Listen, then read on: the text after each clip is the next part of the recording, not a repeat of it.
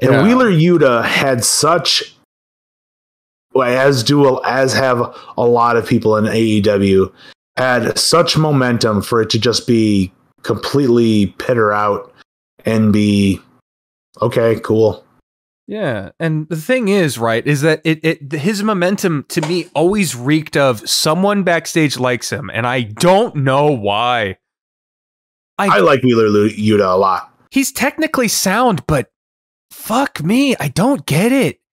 He's charismatically mute. Yeah, I think he's shown glimpses. But he's a very funny guy. But on camera, he's also with a group of guys to where they've come into their own over years and years and years and years. Outside of like Bryan Danielson and Claudio were not charismatic individuals initially. They were not full of enthusiasm and pep, but they were really, really, really fucking good. Yeah. And I mean, including Regal, like in WCW, yeah. But Regal was not that prior to. He worked on it, and I don't know how long Wheeler's been around.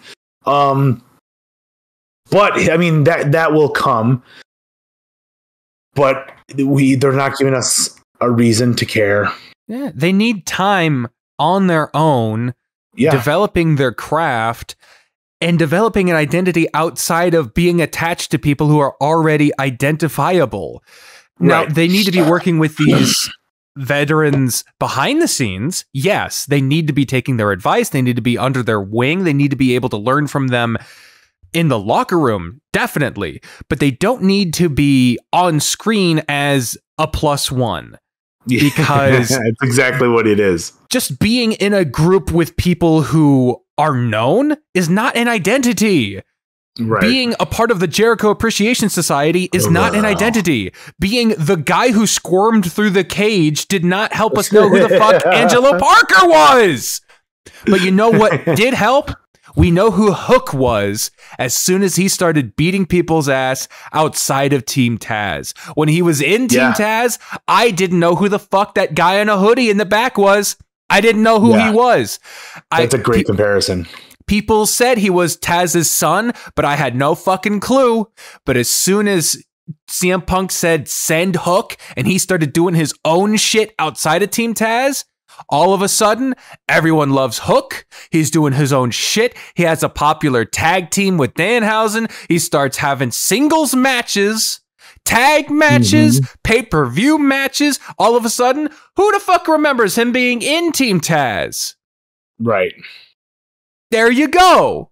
He's got it, and he's still developing. His promos need a little work. He's not done a lot of stuff. He's still in his first run. That's fine. That's all he needs to do right now. But him just walking to the ring exudes more charisma and enthusiasm than Wheeler Yuta has at all right now. Yeah. And that's not saying that Wheeler Yuta ain't a phenomenal technical wrestler. That isn't saying that he couldn't be a future main eventer. But he isn't interesting. He isn't captivating. And just putting him next to a former world champion, a slew of former world champions, and a slew of Hall of Famers doesn't make him that. It makes him seem less than in comparison. It's a disservice to a guy who could be doing more in Ring of Honor by himself. Yeah. By the way, get Bryan Danielson away from Chris Jericho as far as possible, as soon as possible. Get him the fuck out of there.